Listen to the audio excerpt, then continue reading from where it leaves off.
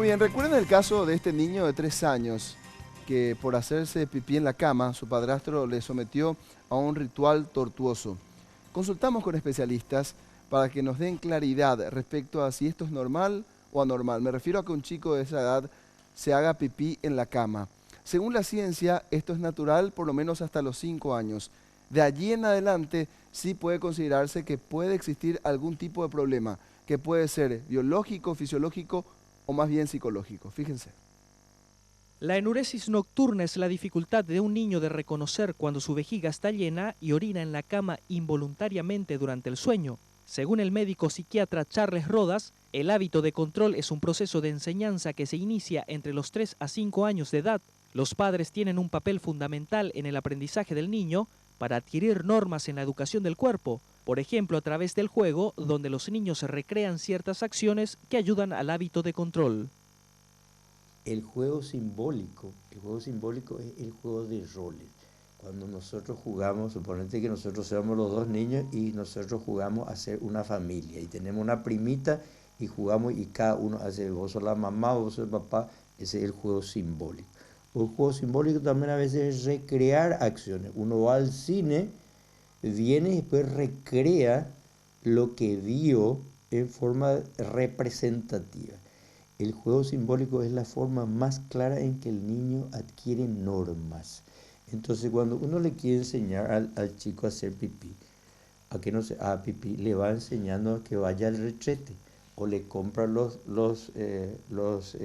watercitos, esos de juguete, y le pone en la pieza al niño de manera, o le empieza a despertar de noche o le hace hacer pipí antes de ir a la cama, o le empieza a dar horas para hacer pipí y le avisa nomás.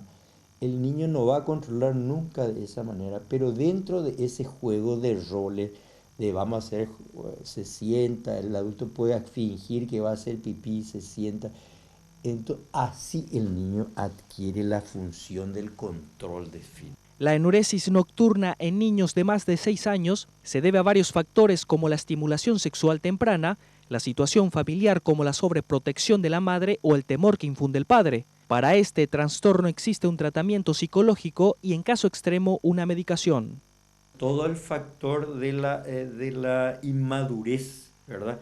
Por ejemplo, que yo le decía de nuestras madres tradicionales que son muy sobreprotectoras. El factor de la sobreprotección es un factor importante. A veces el factor del miedo es otro factor importante. Y generalmente a los chicos anuréticos nosotros le hacemos un proceso de diagnóstico psicológico como se le hace a cualquier persona. El proceso de diagnóstico es un número de entrevistas en el cual uno evalúa un poquito cuál es la situación del chico, cuál es su ambiente familiar, cuál es su ambiente escolar, que es el segundo elemento importante de los chicos hoy en día. Vemos mucho el tema de los medios masivos de comunicación, que es otro elemento muy importante también para el estímulo visual, pornografía temprana que tienen los chicos impresionantemente. Sobre el caso ocurrido en Limpio, donde un hombre quemó a un niño de 3 años para que deje de orinar en la cama en las noches, el profesional dijo que dicho método no tiene validez psiquiátrica. Desde el punto de vista médico, desde el punto de vista psiquiátrico, ni de la psicología infantil no tiene absolutamente ninguna validez. Es llamativo porque el chico es muy pequeñito para la adquisición aún del hábito en sí, ¿verdad? Pero a veces se ve que hay chicos que adquieren el control y después pierden de vuelta, o sea, presentan de vuelta la anuresis. Explicó que el aprendizaje del niño lleva su tiempo, por lo que los padres deben tener paciencia.